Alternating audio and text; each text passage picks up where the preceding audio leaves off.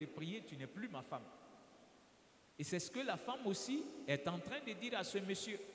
J'accepte que tu sois mon mari, mon premier imam. Mais le jour que tu vas arrêter cette prière aussi, tu n'es plus mon mari. Donc, c'est 2 rakats de serment, 2 rakats de remerciement d'Allah subhanahu wa ta'ala. C'est pourquoi on vous dit qu'il faut que vous soyez de la même confession, de la même conception de Dieu. Parce que si toi tu fais venir une femme qui n'est pas de la même conception de Dieu que toi, quand tu vas lui dire des prières, elle va dire non, on était d'accord, hein, tu fais pour toi, je fais pour moi. Voilà. Donc la maison commence déjà à se diviser par là. Quand tu vas dire salam alaikum, elle va dire ça va. Donc c'est pour vous dire que ce que le prophète est en train de nous montrer dans cette nuit a aussi ses réalités. Voilà. L'homme, il va passer en tant qu'imam et la femme va accepter que tu sois son imam parce que même on pose la question, souvent quand on pose la question, lorsqu'on marie les gens ici, il y a des parents même qui disent mais si mon fils n'était pas musulman, est-ce qu'on allait venir chez vous ici à la mosquée? Non, ce n'est pas des questions anodines comme ça.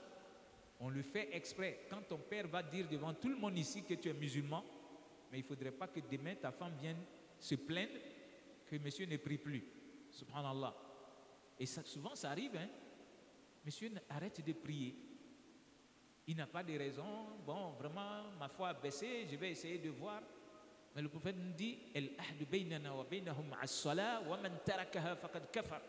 la différence entre le croyant et le mécréant, c'est le fait d'accomplir la prière. Le prophète nous dit lorsque tu arrêtes de prier, tu n'es plus musulman. Tu peux rester djoula, mais tu n'es plus musulman. Parce que d'autres pensent qu'être djoula est musulman. C'est faux.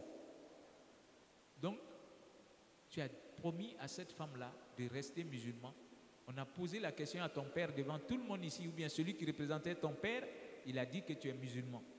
Alors, tu dois prier jusqu'à ce que l'âme quitte ton corps. Pour avoir une bonne famille, on doit veiller sur ça. Mais si tu arrêtes de prier et que la femme vient voir son père ou bien l'imam, mais elle a le droit de quitter ton mariage. C'est bon de le savoir. Mais souvent, comme les parents eux-mêmes ne savent pas, on va dire à la fille, oh non, va t'asseoir. Hey, vous n'allez pas dans la même tombe. Avec de la cabrouclène là. Surtout quand l'homme il est bien nanti. On mange bien ici. Chaque ramadan, il nous envoie du sucre.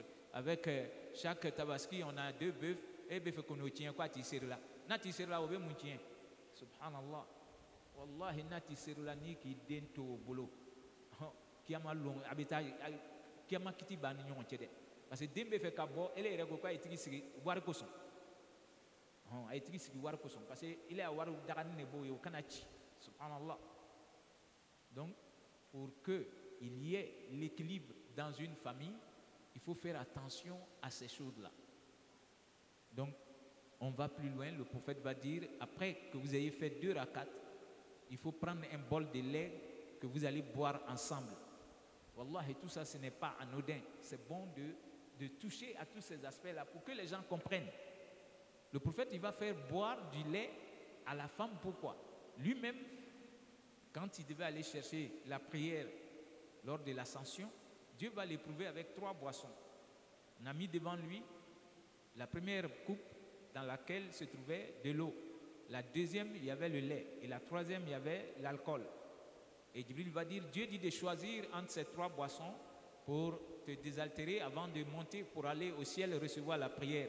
Il va regarder les 3 boissons et c'est le lait qu'il va choisir. Et Djibril sera étonné, il va dire effectivement, tu es le dernier messager de Dieu. Si tu avais pris l'eau, ta progéniture, disons, ta communauté allait se noyer comme la communauté de Noé qui s'est noyée dans le déluge. Et si c'est l'alcool que tu avais pris, ça c'est la mère de tous les vices. Ta communauté allait être une communauté d'ivrogne. Mais c'est le lait que tu as pris, c'est béni par Allah subhanahu wa ta'ala. Et donc le prophète sallallahu alayhi wa sallam, comme il va nous dire que parmi les droits de la femme, l'homme doit nourrir sa femme, tu dois commencer son premier repas par ce que Dieu a béni, qui est le lait. Donc tu vas prendre un verre de lait et tu vas boire avec l'intention que Seigneur, tu as voulu que ce soit un devoir pour moi. de nourrir cette femme. Je vais commencer sa nourriture par la boisson que tu as bénie. Seigneur, de la manière que tu m'as facilité ce verre de lait, facilite-moi la nourriture de cette femme jusqu'à ce que la mort nous sépare. C'est ce que ce verre de lait signifie. Donc, l'homme, il va dire Bismillah, il va commencer. Il donne à la femme, elle aussi boit un peu en disant Bismillah, elle lui redonne. Donc, vous allez boire ce verre de lait d'une manière alternative jusqu'à ce que ça prenne fin. Alors, ce verre de lait, c'est pour dire aussi, Seigneur, je voudrais que cette femme-là puisse donner naissance à de bonnes progénitures. Parce que la femme peut donner naissance et mourir en même temps.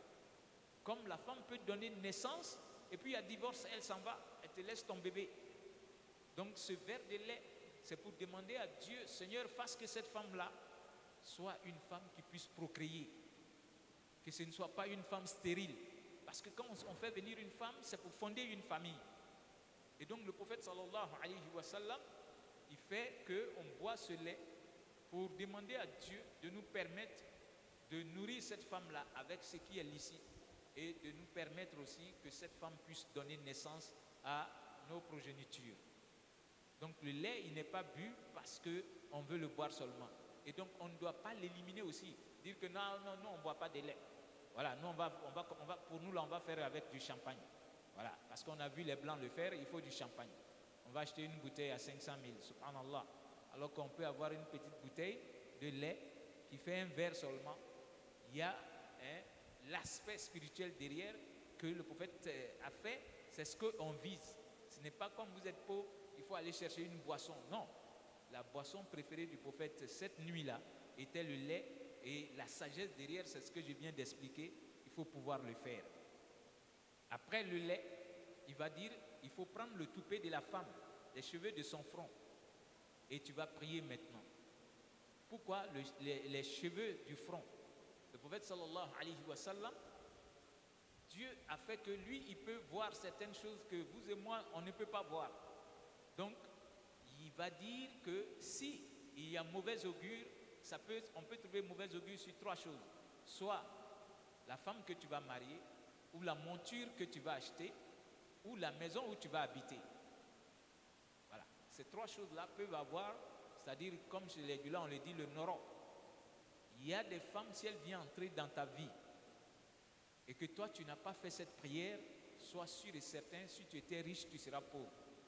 Tu étais bien portant, tu seras maladif. Tu étais grand, tu seras humilié. Et il y a des femmes, même depuis son enfance, il y a des génies qui la suivent, qui pensent que c'est leur épouse, depuis qu'elle est bébé. Et toi, tu viens te marier à celle-là comme ça.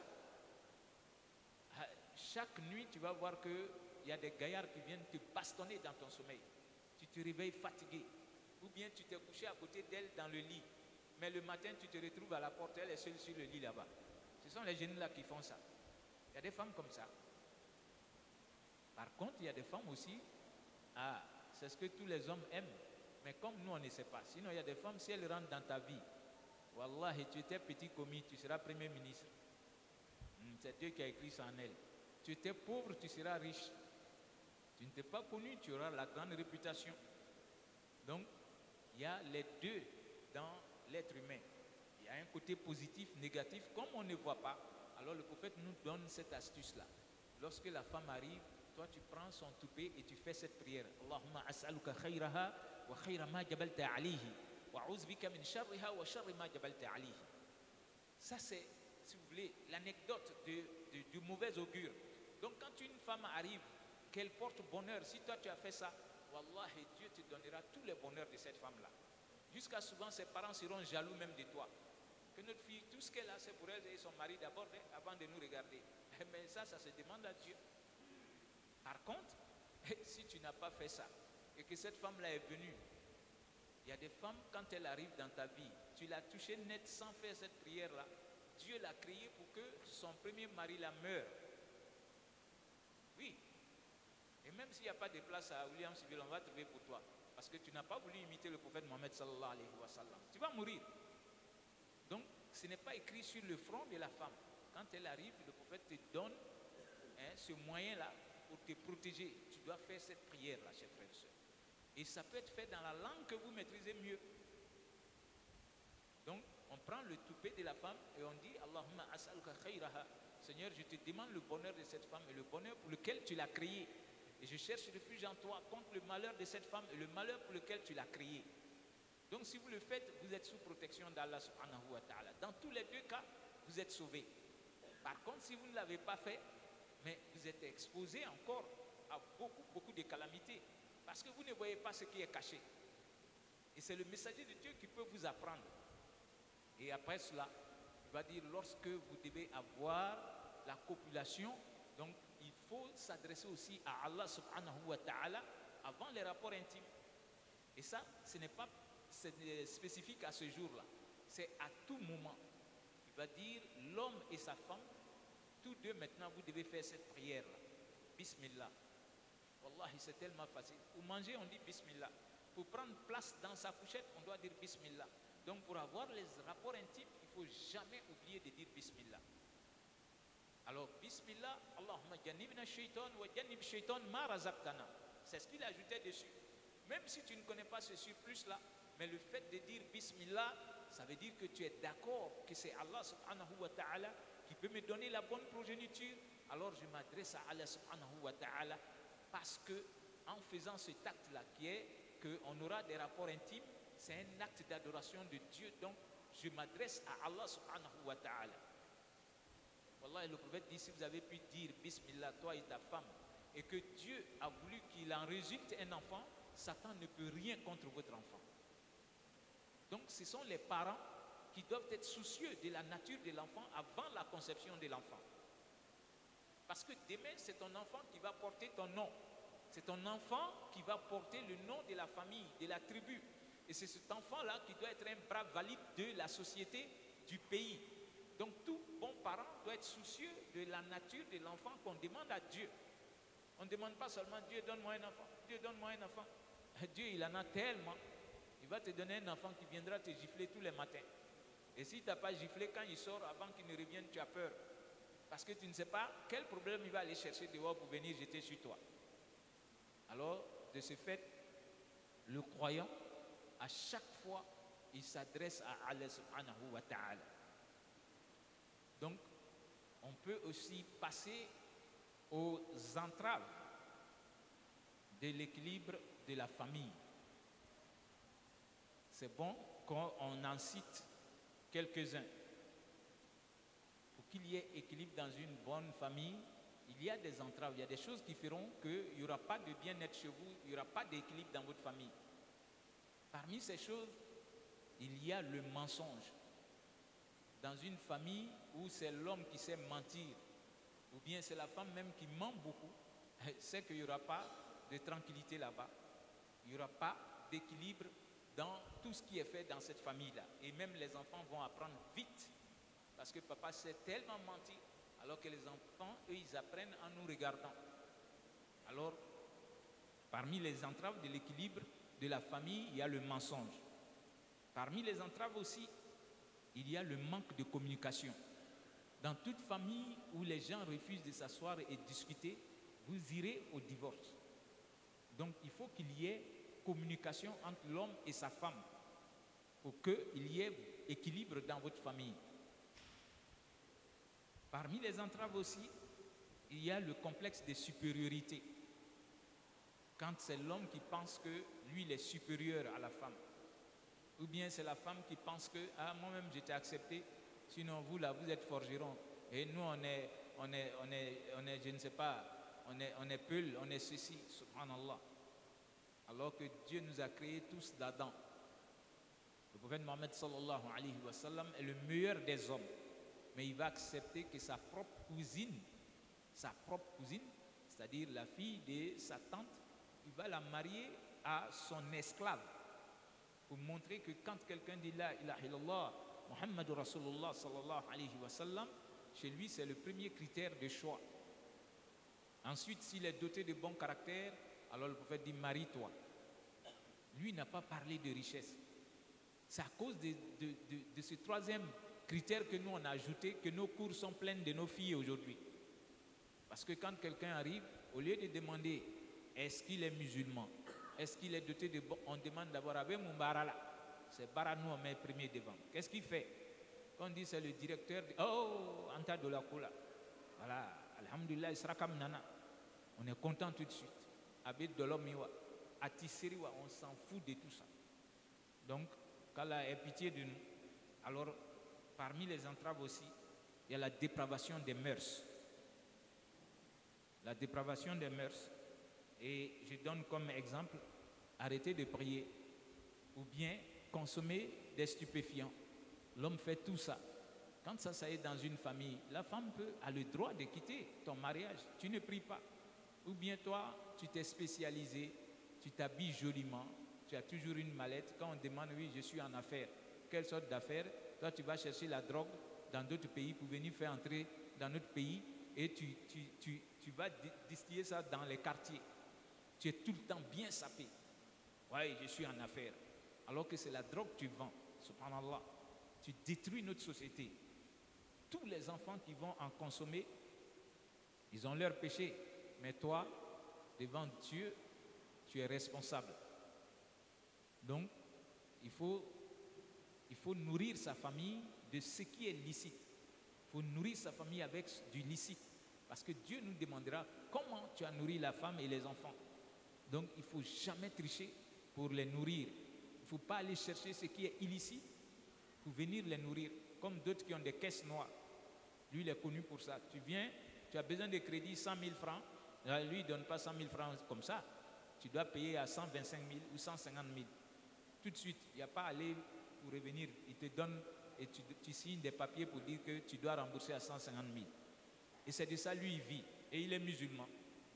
Quand on dit Allah Akbar, il est au premier rang derrière l'imam ici. Subhanallah. Wallah, et cet argent-là, c'est de l'usure. Ça ne se doit pas. Tu ne dois pas nourrir la femme avec. Subhanallah. Alors, il y a aussi, dans la dépravation des mœurs, je mets comme ça, les rapports intimes qui sont prohibés. Les rapports intimes qui sont prohibés, il y a le fait que lorsque la femme, elle est en état de menstruer, on ne peut pas avoir des rapports avec elle. Les musulmans doivent le savoir. Dieu a dit que lorsque la femme est en état de menstruer, on doit s'en éloigner. يسألونك عن الأحل يسألونك عن المحيض قل هو أذى فاعتزلوا النساء في المحيض ولا تقربوهن حتى يطهرن فإذا تطهرن فأتوهن من حيث أمركم الله. Dieu dit lorsque ils vont te poser des questions sur les menstrues des femmes, dis-leur que c'est des mots, c'est une sorte de vidange que la femme fait en ce moment. Donc en islam, la femme en état de menstruer, on ne peut pas avoir de rapport avec elle. D'autres diront, ah mais chez les autres ça se fait. Oui, on parle de l'islam.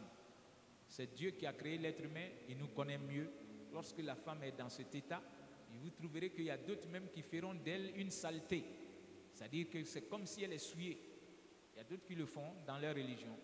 Elle ne prie pas, elle ne rentre pas, elle ne prépare pas, elle ne dort même pas dans la chambre de son mari, elle devient comme la souillure. Par contre, il y a d'autres, rien ne les empêche. Elle est dans cet état, elle peut aller prier, elle peut avoir des rapports avec son mari, elle peut tout faire. Donc l'islam, c'est la religion du juste milieu. La femme dans cet état, elle n'est pas souillure, mais simplement, elle ne peut pas prier, elle ne peut pas toucher au Coran, elle ne peut pas s'asseoir dans la mosquée. Donc, elle ne peut pas avoir de rapport intime avec son mari. Alors, tu ne peux pas dire non, ça ne fait rien, tout ça là, non, c'est écrit dans le Coran. C'est dans Surat al-Baqarah, c'est des choses qu'on doit connaître. La femme dans cet état, on ne doit pas lui demander d'avoir des rapports avec elle. Ou bien dans son état de lochi. Là, tu veux avoir des rapports avec elle, elle a accouché, elle n'a même pas encore fait 2 mois, elle est en train de saigner peut-être. Et toi, tu veux avoir des rapports, si elle te dit non, je suis encore dans mon état de saignement, tu dois arrêter. Elle ne doit pas avoir de rapport avec toi. Ou bien, dans la journée du mois de Ramadan. Tu dis tu es musulman, dans la journée du mois de Ramadan, tu ne peux pas demander à ta femme d'être dans ton lit. Alors, ou bien, demander à la femme d'avoir des rapports avec elle par la voie anale. En religion, il n'y a pas de honte. Souvent, d'autres ne le savent pas. C'est ce que lui va demander à la femme. Et quand elle va dire non, mais c'est pas comme ça on a fait nos enfants, elle dit ah oui, oui. C'est ce qui est à la mode maintenant. Subhanallah. Wallah, elle doit refuser. Et si tu ne veux pas, elle doit même demander le divorce. Voilà. Donc, ça, c'était quelques entraves à l'équilibre de la famille. Et quelles sont les solutions qu'on donne? Alors, on a dit que parmi les entraves, il y a le mensonge. Donc, la solution, c'est de dire la vérité. Pour qu'il y ait une famille stable, il faut qu'il y ait la vérité dans votre mariage. La vérité. Un mariage qui ne repose pas sur la vérité, vous allez aller au divorce. Donc, lorsque vous allez vous connaître, pour qu'il y ait cohésion dans votre famille, alors il faut dire la vérité sur 5 choses. La vérité sur toi-même, ton passé.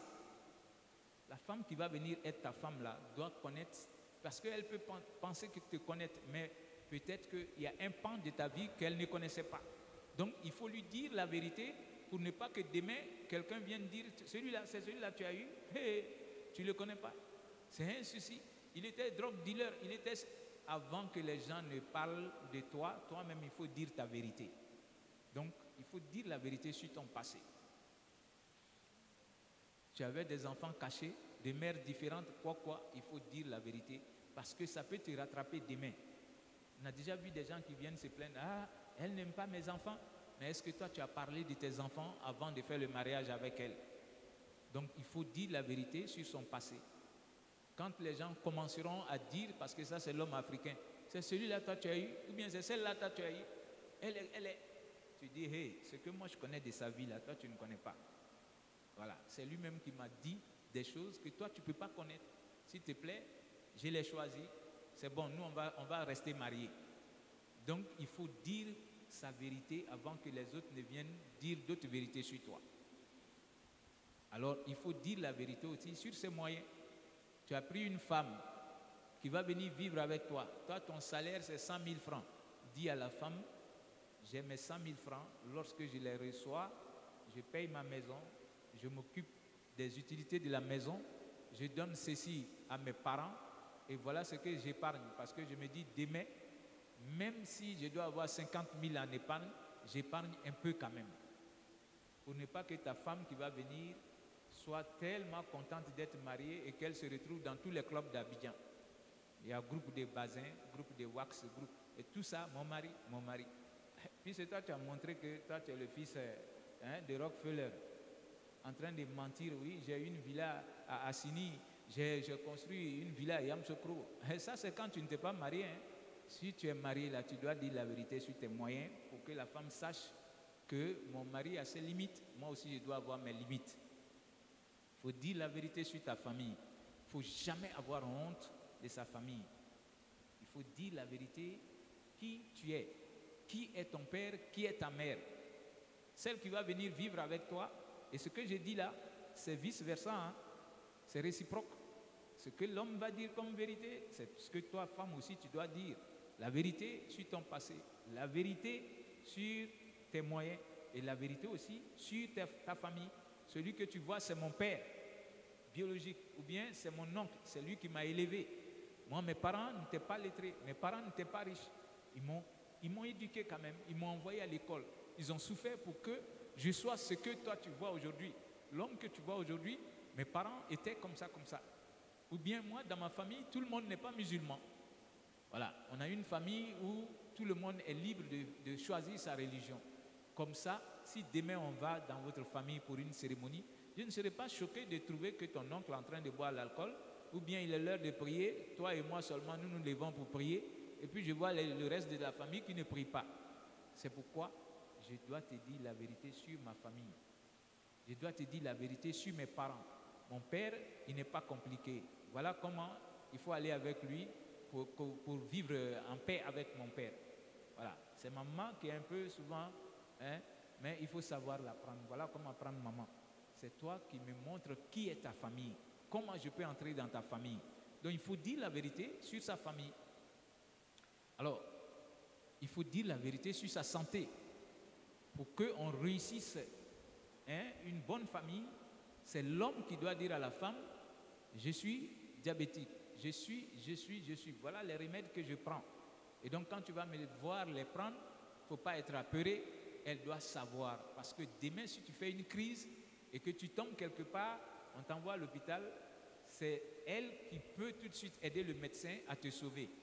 Voilà, il souffre de ça, il n'a pas pris son remède aujourd'hui, ou bien il en a pris trop, ainsi de suite. Et ça, j'ai dit, c'est réciproque. Il faut dire la vérité sur sa santé. Et souvent, si tu caches la vérité, que ça vient vous rattraper, ça peut vous amener au divorce. Il y a des femmes qui cachent le fait qu'elles tombent souvent dans sa crise de génie. Voilà.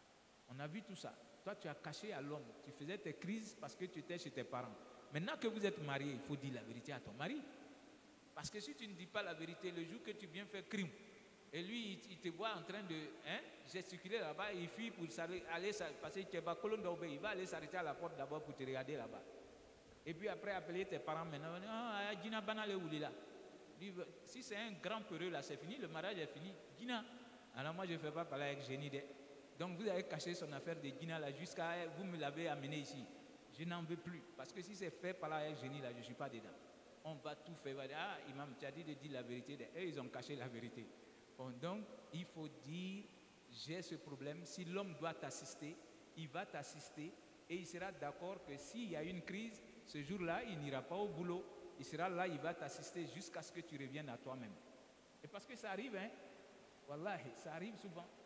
Voilà, la femme tombe et l'homme, il se dit non, moi je ne suis pas dedans. J'ai déjà vu ça. Celle-là, elle faisait une crise chaque fois, quand c'est comme ça, on va appeler ses parents. Et les parents viennent avec une injection, on fait, et puis bon, 2 jours, 3 jours après, elle se retrouve.